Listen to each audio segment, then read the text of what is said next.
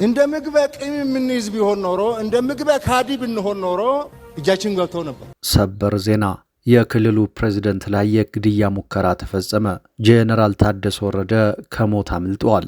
የትግራይ ክልል ጊዜያዊ አስተዳደር ፕሬዝዳንት የሆኑት ጄኔራል ታደሰ ወረደ የግድያ ሙከራ ተፈጽሞባቸዋል።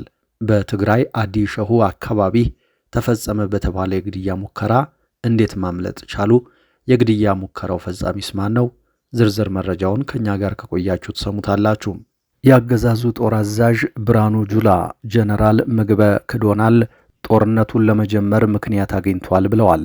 በሌላ በኩል የሶማሌ ጎሳ መሪዎች ጠቅላይ ሚኒስትር አብይ አህመድ ድሬዳዋ የኦሮሚያ ነበረች ለሚለው ንግግራቸው ይቅርታ ሊጠይቁ ይገባል ሲሉ ጠይቀዋል። በዝርዝር የምትሰሙት ሌላኛው ጉዳያችን ነው። የሱዳን ዜጎችን በመጠቀም በቀን ከ1 ሚሊዮን ዶላር በላይ የውጭ ምንዛሬ በኤርፖርት በኩል ከሀገር እየወጣ ይገኛል። በቦሌ አየር ማረፊያ በኩል የሚገቡ እንዲሁም የሚወጡ መንገደኞች ላይ የሚደርሱ እንግልቶችና የሚፈጸሙ የሙስና ወንጀሎችን በተመለከተ አዲስ መረጃም ወጥቷል። ጉዳዩን የተመለከተ ዝርዝር ይዘናል፣ ተሰሙታላችሁ። በሌላ በኩል ሁለት የቀድሞ ከፍተኛ የኢትዮጵያ ዲፕሎማቶች በሄዱበት አሜሪካ ሀገር ጥገኝነት መጠየቃቸው ተሰማ።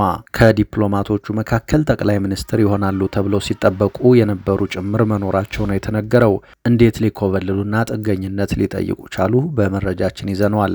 ሰላም ጤና ይስጥልን። በመላው የዓለም ክፍል የምትገኙ ክቡራትና ክቡራን የኢትዮስ ሚዲያ ቤተሰቦች እንደምን ቆያችሁ? እነሆ ከተለያዩ ታማኝ መረጃ ምንጮች የደረሱንን አዳዲስ መረጃዎች ይዘን ቀርበናል። ለቻናላችን አዲስ የሆናችሁ ካላችሁ ሰብስክራይብ አድርጉ። ቪዲዮውንም ላይክና ሼር በማድረግ ተደራሽነታችን እንዲሰፋና እድገታችን እንዲጠናከር የበኩላችሁን እንድታበረክቱ እንጠይቃለን። በቀጥታ ወደ መረጃዎቹ አለፍን። እስከ መጨረሻው ተከታተሉን። ያገዛዙ ጦር አዛዥ ብርሃኑ ጁላ ጄኔራል ምግበ ክዶናል ጦርነቱን ለመጀመር ምክንያት አግኝተናል አሉ። ብርሃኑ ጁላ ህወሓት ከፕሪቶሪያ የግጭት ማቆም ስምምነት በኋላ አድርጓቸዋል ያሏቸው ትንኮሳዎች፣ እምቢባይነቶች፣ ስራዎችና ሴራዎች ወደ ጦርነት ስለመግባት ከበቂም በላይ ናቸው ብለዋል። ፊልድ ማርሻል ብርሃኑ በጌታቸው ረዳ አጠራር ጉጅሌ ሲሉ የጠሩት በህወሓት ውስጥ ያለ ኃይል እስካልተነቀለ ድረስ ኢትዮጵያ ሰላም አታገኝም ሲሉ ተደምጠዋል። ሰውየው ይህንን ያሉት ጥቅምት 24ን አስበን ዋልን ባሉበት መድረክ ላይ ነው።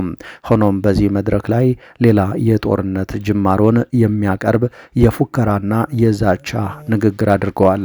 ከ4 ዓመት በፊት ህዝቡ ሰራዊቱን አስበላው፣ አብሮ ካደን፣ ደጀን የሚሆነን ህዝብ አጣን የሚሉ ቃላቶች ከነ ብርሃኑ ጁላ አፍ አይጠፉም ነበር።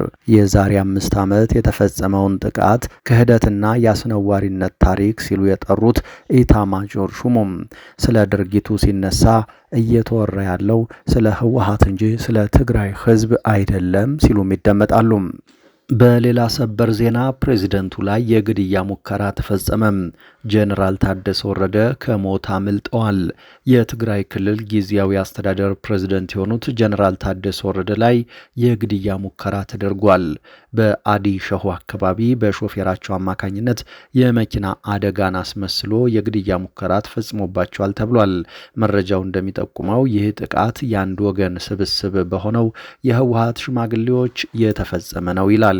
ሆኖም የግድያ ሙከራው በህዝብ ትብብር በመታገዝ ሳይሳካ ቀርቷል የተባለው ጄኔራል ታደሰን ከስልጣን በማውረድ የስብሃት ነጋን እህት ሞንጆሪኖን በፕሬዝደንትነት የመተካት የፖለቲካ እርምጃ ከጀርባው እየተጎነጎነ እንደሆነ ታውቋል። ጥልቅ የስልጣን ሽኩቻና አለመግባባት በህወሓት መካከል እየተስፋፋ ነው በሚል ሲነገር ቆይቷል። በሌላ መረጃ ፊልድ ማርሻል ብርሃኑ ጁላ ጄኔራል ምግበይ እጃችን ገብቶ ነበር ሲሉ ተናገሩ። ህወሓት መነቀል አለበት ያሉት ፊልድ ማርሻሉም የትግራይ ኃይሎች ለፋኖ ታጣቂዎች መሳሪያ እያስታጠቁ ነው፣ ወሎ ላይ የተፈጸመውን የፋኖ ጥቃት የመራውም ህወሓት ነው በማለት ክስ አቅርበዋል። ፊልድ ማርሻል ብርሃኑ ጁላን ከ10 አለቃነት አንስተው አሁን ላሉበት ማዕረግ እንዲበቁ ምክንያት ናቸው ከሚባሉ የቀድሞ አለቆ አለቆቻቸው መካከል አንዱ የሆኑት ጀነራል ምግበ ኃይለ ላይ ያተኮረ ዘለግ ያለ ማብራሪያን ሰጥተዋል። ጀነራል ምግበይ የማይታረቀውን የኦህዴድ ብልጽግና ፍላጎት ለመግለጽ በማለም እጃችንን እንስጣችሁ ብንላቸው እንኳን አይምሩንም ብለው ለተናገሩት ንግግር ምላሽ የሰጡት ፊልድ ማርሻሉም ዛቻና ስድብ አስከትለውበታል። ጀነራል ምግበ ኃይለ እጃችን ገብቶ ነበር ሲሉም ተደምጠዋል።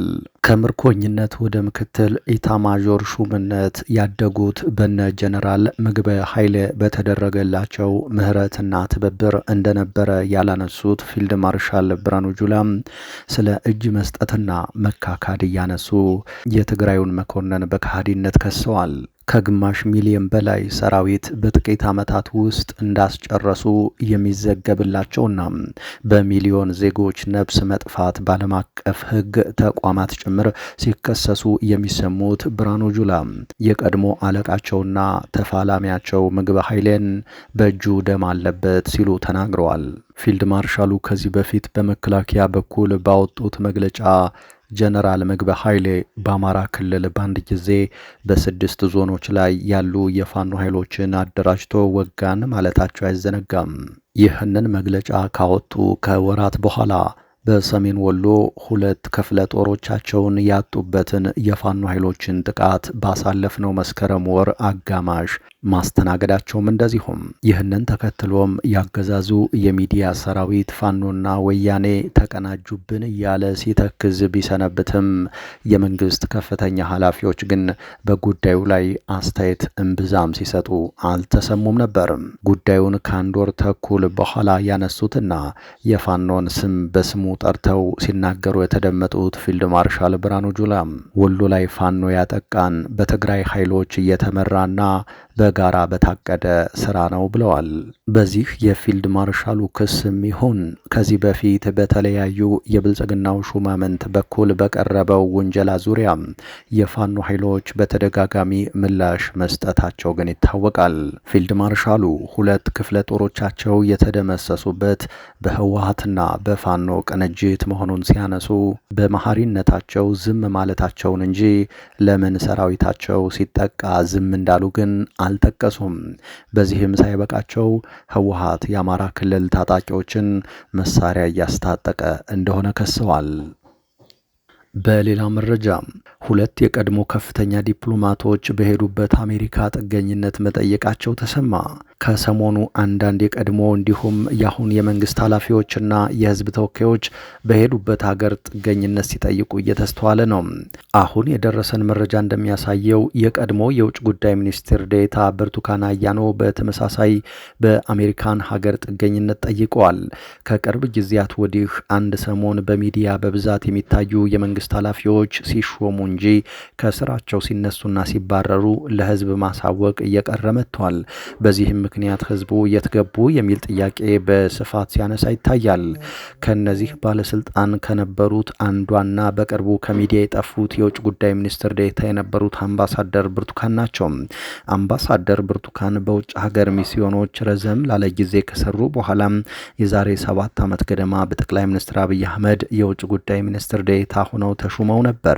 በሚዲያ በተደጋጋሚ በመቅረብ ለዲፕሎማቶች ስልጠና በመስጠትና የውጭ እንግዶችን በመቀበል ለዓመታት ይታወቁ የነበሩት አምባሳደር ብርቱካን የዛሬ 7 ወር ገደማ ከሚኒስትር ዴኤታነታቸው ተነስተው ሌላ ምትክ ምደባ ሳይደረግላቸው እንደቀሩ የውጭ ጉዳይ ምንጮች ለሚዲያችን ጠቁመዋል። እነዚህ ምንጮች ዲፕሎማቷ ኃላፊ በነበሩበት ወቅት ለስራ ስምሪት ወደ ውጭ ከሚላኩ ዲፕሎማቶች የኪስ ገንዘብ እንደሚቀበሉ መረጃ በመገኘቱ በጠቅላይ ሚኒስትር አብይ አህመድ ትዕዛዝ ከስራቸው ለመነሳታቸው አንዱና ዋነኛው ምክንያት ነው ብለዋል። በአምባሳደር ብርቱካን ምትክ አምባሳደር ብርሃኑ ጸጋዬ የውጭ ጉዳይ ሚኒስትር ዴኤታ ሆነው ከተሾሙ በኋላ ዲፕሎማቷ አኩርፈው እንደቆዩ የታወቀ ሲሆን ከዚህ ቀደም በየቀኑ እንደሚያደርጉት የጠቅላይ ሚኒስትሩንና ሌሎች መንግስታዊ መረጃዎችን በተረጋገጠ ወይም ቬሪፋይድ በሆነው የፌስቡክ ገጻቸው ማጋራት አቁመዋል። የብልጽግና ፓርቲ ማዕከላዊ ኮሚቴ አባል የሆኑት ሚኒስትሯ ከስልጣን ከተነሱ በኋላ በግላቸው ስራ እያፈላለጉ ቆይተው በቅርብ ጊዜ ወደ አሜሪካ ካቀኑ በኋላ እዛው ጥገኝነት መጠየቃቸውን የሚዲያችን ምንጮች ተናግረዋል። ከኢትዮጵያ ከመውጣታቸው በፊት በአፍሪካ ህብረት የፕሮቶኮል ጽህፈት ቤት ለመቀጠር ሙከራ ቢያደርጉም እንዳልተሳካላቸው ተሰምቷል።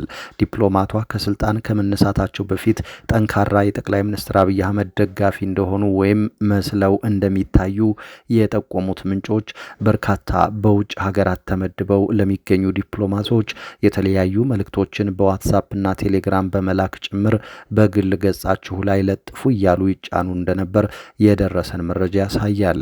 በተለይ ጠቅላይ ሚኒስትሩን የሚያወድሱ መልእክቶችን እየላኩ ፖስት አድርጉ ይሉ ነበር። ከስራችን አንጻር እንዴት ይህን ማድረግ እንችላለን ብለን ስንጠይቅ አስታውሳለሁ በማለት የተናገሩት ደግሞ አንድ በውጭ ሀገር ምደባ ላይ የሚገኙ ዲፕሎማት ናቸው። በተመሳሳይ በዘመነ ኢህአዴግ ቱባ ባለስልጣን የነበሩትና በቅርብ ዓመታት ካናዳን ጨምሮ በዲፕሎማትነት ሲያገለግሉ የቆዩት ወይዘሮ አስቴር ማሞ በተመሳሳይ መልኩ አሜሪካን ሀገር ጥገኝነት መጠየቃቸውን ምንጮቻችን ነግረውናል። ወይዘሮ አስቴር በምክትል ጠቅላይ ሚኒስትር ማዕረግ ከመሾም ጀምሮ በበርካታ ከፍተኛ ቦታዎች ላይ ያገለገሉ ሲሆን አንዳንዶች በወቅቱ ምናልባትም ቀጣይዋ ጠቅላይ ሚኒስትር እንደሚሆኑ ግምታቸውን ያስቀመጡላቸው ግለሰብ ነበሩ። በሌላ መረጃ የሱዳን ዜጎችን በመጠቀም በቀን ከ1 ሚሊዮን ዶላር በላይ የውጭ ምንዛሬ በቦሌ ኤርፖርት በኩል ከሀገር እየወጣ ይገኛል ተባለ። በቦሌ አየር ማረፊያ በኩል የሚገቡና የሚወጡ መንገደኞች ላይ የሚደርሱ እንግልቶችና የሚፈጸሙ የሙስና ወንጀሎችን በተመለከተ ሚዲያችን ተከታታይ መረጃዎችን ሲያቀርብ ቆይቷል። ለማሳያነት ሚዲያችን የቃኘው አንዲት መንገደኛ ህዳር 16 2017 ዓ.ም ከአዲስ አበባ ወደ ዋሽንግተን በነበረ በረራ $400 በግዴታ እንድትከፍል ተደርጋ ነበር። በተመሳሳይ መልኩ የዛሬ ዓመት ተኩል ገደማ አንዲት ተጓዥ ወደ አየር ማረፊያ ለአሜሪካ ጉዞ በሄደ በት ወቅት የያዝሽውን ብርና ወርቅ አካፊን ተብላ እንደነበር ማህበራዊ ሚዲያ ላይ መረጃ መውጣቱን ተከትሎ በካሜራ የታገዘ ማጣራት ተደርጎ 2 የኤርፖርት ሰራተኞች በቁጥጥር ስር ውለው እንደነበር ይታወሳል። ይህንን ተከትሎም የመንገደኞች የቅሬታ ማቅረቢያ ስርዓት ተዘርግቶ ለችግሩ ተገቢው ትኩረት እንደተሰጠው ተገልጾ ነበር። ዛሬ የምናስቃኛችሁ ልዩ መረጃ በኤርፖርት ዙሪያ ቢሆንም ጉዳዩ ግን ለየት ያለ ነው። እሱም በኤርፖርት በኩል የሚደረግ መጠነ ሰፊ ህገወጥ የገንዘብ ዝውውርን ይመለከታል። ጉዳዩ እንዲህ ነው። አንዳንድ ባለሀብቶችና ባለስልጣናት ያከማቹትን የውጭ ምንዛሬ ወደ ዱባይ እንደሚያሸሹ የአደባባይ ሚስጥር ከሆነ ሰነባብቷል። ታዲያ በምን መልኩ ይህ ገንዘብ ከሀገር እንደሚወጣ ግምት ቢኖርም የጠራ መረጃ ግን አልነበረም። ሚዲያችን ለበርካታ ሳምንታት ክትትል ሲያደርግበት የቆየው መረጃ እንደሚያሳየው አሁን የሱዳን ሀገር ዜጎችን ገንዘብ አዘዋዋሪ አድርጎ መጠቀም ተጀምሯል። እነዚህ በውጭ ምንዛሬ የተቀመጠ ገንዘብ ወደ ዱባይ ለማሸሽ የሚፈልጉ አካላት በሱዳን ዜጎች በኩል ወደ ዱባይ እየላኩ ይገኛሉ። ይህን ስራ የሚሰሩት ደግሞ 5 ቡድንን በመጠቀም ነው። በእያንዳንዱ ቡድን ውስጥ ደግሞ ከ20 በላይ ሱዳኖች ይገኛሉ። እያንዳንዱ ሱዳናዊ $10,000 በላይ ይዞ ባንዴ ይወጣል። አንድ የውጭ ሀገር ዜጋ ወደ ኢትዮጵያ ሲገባ ያለውን ብር አስመዝግቦ እንደሚገባ ይታወቃል። ነገር ግን እነዚህ የሱዳን ዜጎች ለዚህ ስራ ብለው ቀን በቀን $10,000 በላይ የውጭ ሀገር ገንዘብ ይዘው ይወጣሉ ያሉን በኤርፖርት ዙሪያ የሚሰሩ የመረጃ ምንጫችን ናቸው። ይህ አሰራር በቅርብ ጊዜያት በጣም እየተለመደ እንደመጣ የተናገሩት አንድ ስሜ አይጠቀስ ያሉ የጉምሩክ ባልደረባ ደግሞ ዱባይ ሲደርሱ ተቀባይ ያላቸው ገንዘብ ላመጡበት $110 ለኪሳቸው ተቀብለው ወደ ኢትዮጵያ ይመለሳሉ ብለዋል።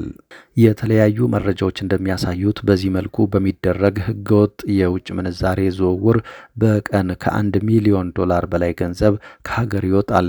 ኤርፖርት አካባቢ ይህ በግልጽ ይታወቃል።